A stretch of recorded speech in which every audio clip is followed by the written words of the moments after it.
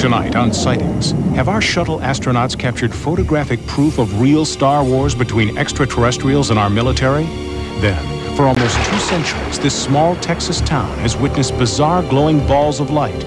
Are they natural phenomenon or alien spacecraft? Tonight, the mystery of the MARFA lights.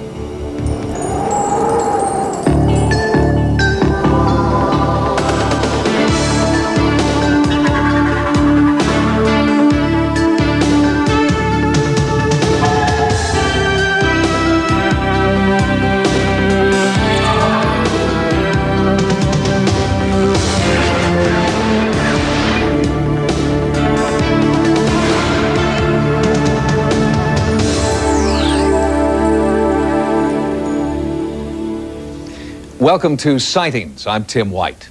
Tonight, startling new pictures of a UFO encounter that has top analysts locked in a heated debate. The authenticity of the pictures is above suspicion because they were taken by specialists aboard the Space Shuttle Discovery.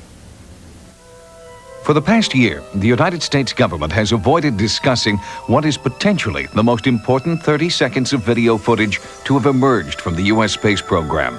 The footage looks fairly innocuous, but some believe that something is going on here NASA doesn't want us to know about. On September the 12th, 1991, STS-48 lifted off into space for what NASA officials expected to be a routine shuttle mission. But what Discovery's cameras would capture high above the Earth during that mission would prove to be anything but routine. I heard one or two of the astronauts exclaim over shortwave radio, "What is that? What is that?" NASA says the objects could be space ice, satellites, or debris. Ufologists interpret the footage as either alien spacecraft engaged in armed battle or an armed response to alien spacecraft by SDI, the so-called Star Wars defense system. This particular day, they're flying over the Philippines. You'll see what looks like stars in the sky, and then you'll see these objects off to the right of the screen. Within a couple of minutes, you will see an object come out of the clouds to the north part of your screen, and it's heading to the north-northwest. In about 4 or 5 seconds, you'll see a flash in the lower left-hand corner of the screen, and then you'll see a streak of light go by that object. Just missed it there, and the one in the lower right-hand corner of the screen. What's being enacted up there is basically a contact with an alien civilization, and that those particular craft are not from here. The flash that we're seeing is probably a mechanism of Star Wars. Is this finally concrete proof that we're being visited by intelligent life from another planet? Space industry officials answer with an emphatic no. A lot of things we see on the picture from space are things we're used to seeing here in the control center down here in Houston. They're ordinary events that surround the spaceship. Pieces coming off, water dumps, pieces of ice, insulation. They're just little pieces 10, maybe 20 feet away from the camera. And as they're flowing across the field of view of the camera, there's a flash of light as one of the maneuvering jets on the shuttle fires under autopilot control. Anything floating out there is like opening your door on a windy day and watching the dust in your house blow out. The burst of gas from the jet pushes these little pieces of debris, and off they go.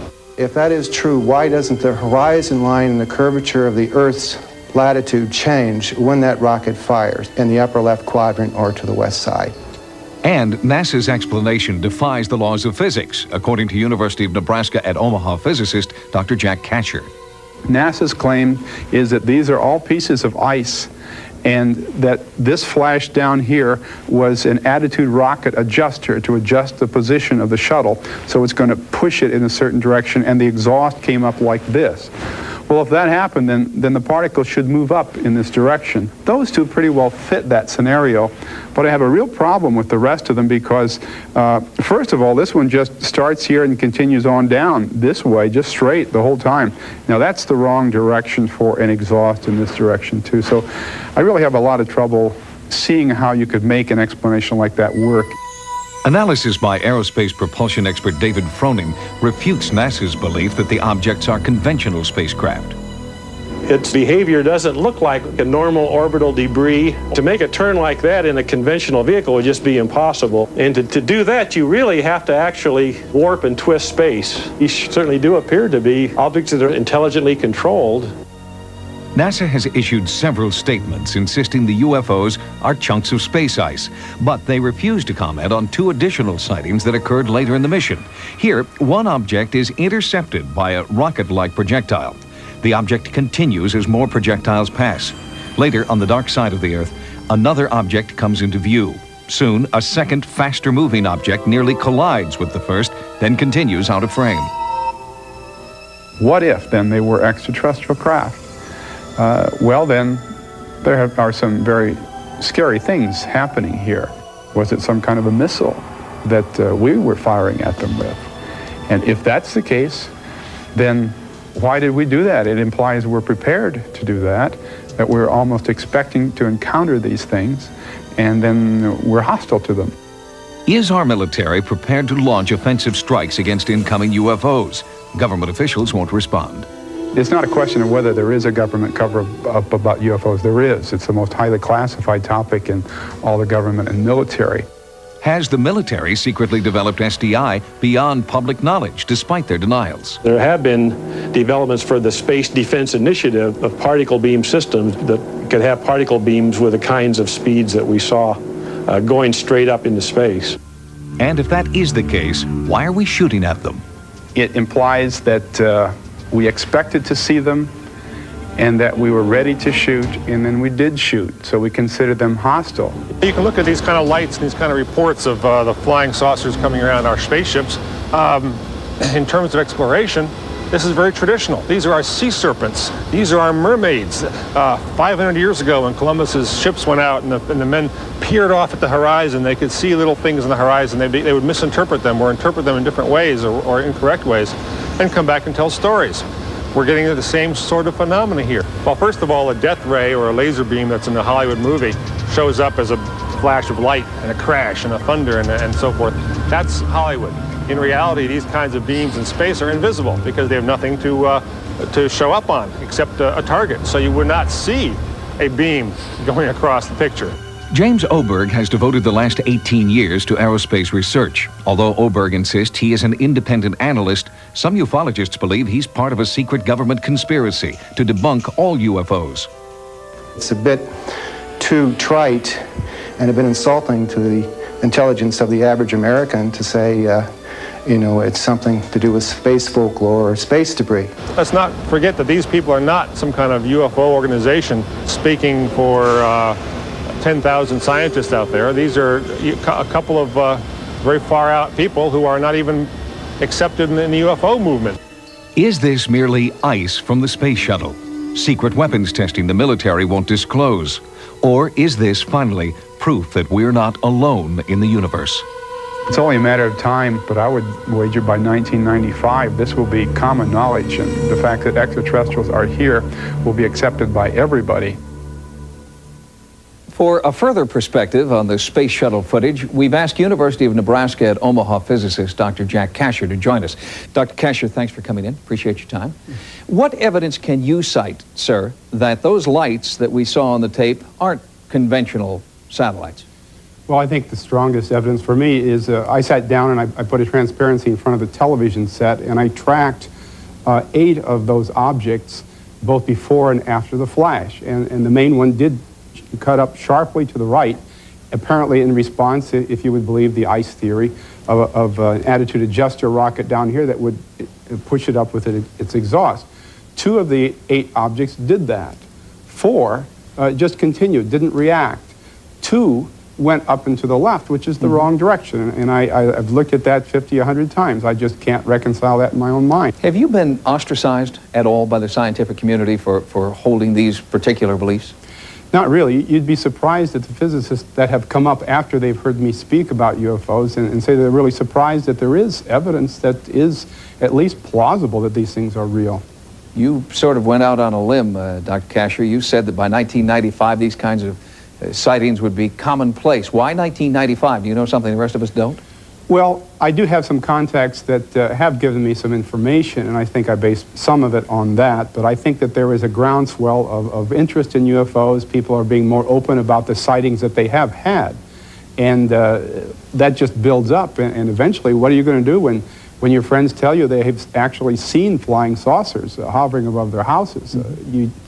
You, after that happens to you a number of times, you just have to start believing some of it. Dr. Kasher, have you seen a UFO yourself or anything that would lead you to personally believe that they're out there? Well, I haven't seen anything as spectacular, say, as a flying saucer, but I have seen lights in the sky that behave in a strange way that you couldn't explain in terms of normal airplanes. And I do teach astronomy. I know where the constellations are and what meteors are, so I can differentiate between those things. And the object that I saw were not airplanes, and I'm not really sure what they were. Dr. Jack Kasher, thank you very much. And we will be back with more sightings in just a moment. Coming up next, what are these bizarre glowing balls of light? Some say natural phenomenon, some say alien spacecraft. We investigate the mystery of the MARFA lights. Those spectacular multicolored curtains of light known as the northern lights. But there is also another lesser-known light phenomenon occurring in the night skies all over the world, and it has continued to defy explanation for almost 2 centuries. It started out very slowly, but very brightly. There was a single bright yellow light. It was brilliant. The closer it got, it changed to a kind of a silvery green orb. It seems to dance or move in a rhythmic way. And then they go up into the sky, and when they're up there, well, they just have a big party up there. They weren't hostile. They were very, very friendly, it seemed. They didn't chase us. They didn't descend on us, and they were soft in color. Yellows, soft greens, blues. I don't think there's any question about it. The lights are there. MARFA, Texas is a small town southwest of El Paso. For the past 150 years, residents, visitors, and scientists have all looked into the night sky and seen dazzling multicolored lights, dubbed the MARFA lights. Reported sightings date from Apache accounts in the early 1800s to the Wall Street Journal in 1984. I think they're Satan's people, tell you the God's truth. They're ghost lights, and it's ghosts. It was just eerie to me. Nobody else was afraid, but I was afraid. Lifetime resident Vern Campbell took these photographs of the lights using time-lapse photography. And I saw this light coming across the area and moving toward the power line. And I assumed that it was following the power line toward me, and I stood transfixed. As a matter of fact, I was scared, very badly frightened. I don't know what they are. I don't claim to know. I'm not sure I even want to know, but I know that they do exist. In America, there are at least 100 zones that are regularly haunted by these curious light phenomena. One of the most famous places is MARFA.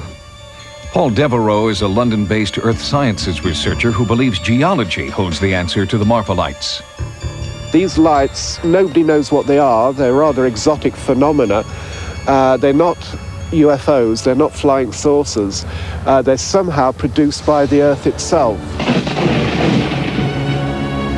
Right now, an international team of scientists is in MARFA seeking an explanation to the light phenomenon. The team is headed by one of the top physicists in the world, Yoshihiko Atsuki. This is a research work on the fireball, so-called MARFA light.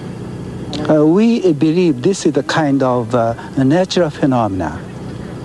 Natural phenomena means this is some kind of atmospheric electricity. The team has established a base camp just north of the official viewing site open to the public. State-of-the-art atmospheric technology has been flown in and set up. All manner of recording devices are also in place. Since the team does not know the true source of the MARFA lights, they also acknowledge the spiritual. A Buddhist priest performs a ritual he believes will summon the lights. Early in the investigation, the team was frustrated. The lights did not appear. We watched and watched, but nothing we obtained, nothing filming, nothing eyewitness observation. So we was very disappointed. Mission specialist Ed Hendricks tried out new detection devices while the team waited.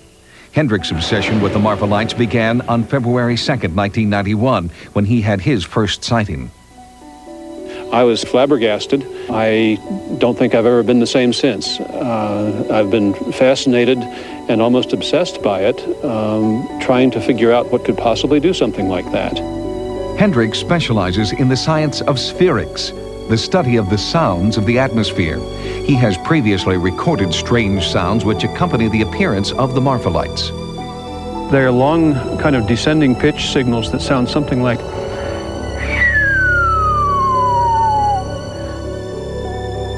On September 1st, 1992, as Hendrik set up his equipment, the team's first light suddenly appeared on the horizon.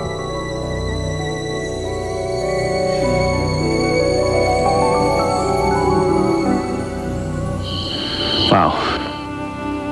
There it is, it's going again. It's flickering, wow. It's got different colors. It's got red and yellow, and it's flashing. It's flashing very rapidly. Looks almost like a firefly. It's very bright now. It's getting brighter, and it looks a little bit red. It's dividing in two. The two pieces are moving apart. There they go, and they're getting real close, and they've crossed again, and they're just continuing this. They're going back and forth, swinging back and forth, and they're doing this as though this is what I think people mean when they say that the lights are doing a dance. I think they're gone. I think that's all. What are these dancing, multicolored lights? While this investigative team searches for an answer, other scientists say the lights are nothing more than the headlights of cars traveling on nearby Route 67. I don't believe there are any facts to support the myths. We cannot say that there's no manifestation of the devil or flying saucers or Indian ghosts, but there are no facts to represent that. There are some facts to indicate very strongly that what most people see are car lights on Highway 67. There are people who are skeptical about the MARFA lights and who believe that what everybody sees are car headlights, and indeed many people do see car headlights and assume that they're MARFA lights and believe that. But even the most serious skeptic, the people who attribute all of the phenomenon to car headlights, could not possibly have seen what we saw and conclude that they were looking at car headlights, because cars could not be made to do what we saw those lights do. And with the sightings dating back to the early 1800s, car headlights must be ruled out in those cases. Right now, I don't know what they are, and I'm continuing to work on that. I have some more years left, and all that time I'm going to continue to look at it until I figure it out. We have no facts that illustrate that it's anything beyond the natural. For the people who live in MARFA, the parade of scientists and specialists who work here are just part of life. And so too are the MARFA lights that they have witnessed their whole lives and explain in their own way. It's just there. And it's been there all these many years. And with all these people trying to find what it is, I don't think they will, and I hope they don't. It would be nice just to remain the MARFA mystery light. The problem with understanding the MARFA lights is not that they can't be explained, but that there are so many explanations. Theories range from UFOs to headlights to weather anomalies like ball lightning. Some even suggest that the lights are jackrabbits who brushed up against phosphorescent vegetation. But so far, all these theories remain unproven. Coming up next, in a special sightings update from Wisconsin, this man captured a bizarre image with his Polaroid camera that many believe is a ghostly apparition. 18.5 million Americans report having seen a ghost. One of those people contacted us with a remarkable photograph that he took near his home in Hayward, Wisconsin. Northern Wisconsin is a freshwater fishing paradise, and some say a haven for ghostly apparitions. Skeptics dismiss these stories as folklore designed to lure tourists. But eyewitness accounts are plentiful, and now potential hard evidence has surfaced, an intriguing photograph. I looked up, and here I see this white figure above the tree line, and it's slowly descending towards the trees. Al Denninger has been a fishing guide through the waters of the Chippewa flowage for 17 years. He knows these waters like the back of his hand. But last October, he saw something he couldn't explain. You could see it actually pass through the trees and slowly descend right above the shoreline. And the object was 10, 12 feet tall. I took one picture with the Polaroid. Slowly, this object moved down the shoreline that way, towards the west. Moved about 50 yards, stayed there maybe 10, 15 seconds, and slowly ascended right straight up into the sky and was gone. Denninger claims he photographed this apparition of a human form floating above an area locals call Ghost Island. Later, he had his photograph enlarged for better analysis. I had the original looked at by a photo expert. He says, first of all, you can't dupe up a Polaroid. He says, well, I can't tell you what it is, but whatever it is, it's really there. When word of Denninger's photo got out, more eyewitnesses came forward, claiming they'd also seen the apparition. Two young men were fishing there at midnight, and one of them saw a white-robed figure about 8 feet from the ground, sort of floating among the graves. Al sent them the picture, and they call it up and says, that is what we saw. Stories of discontented spirits haunting Ghost Island have existed since Wisconsin's Chippewa River was dammed in the 1920s, causing floodwaters to engulf the island's historic cemetery. Most of the graves were moved to higher ground, but locals worry about the plots that were left behind. Could the apparitions be restless souls searching for their displaced loved ones? I've always had an open mind, and I've always figured that you're a little naive to think you're probably the only one in this universe, but whatever I saw, it definitely wasn't from anything I've ever seen before.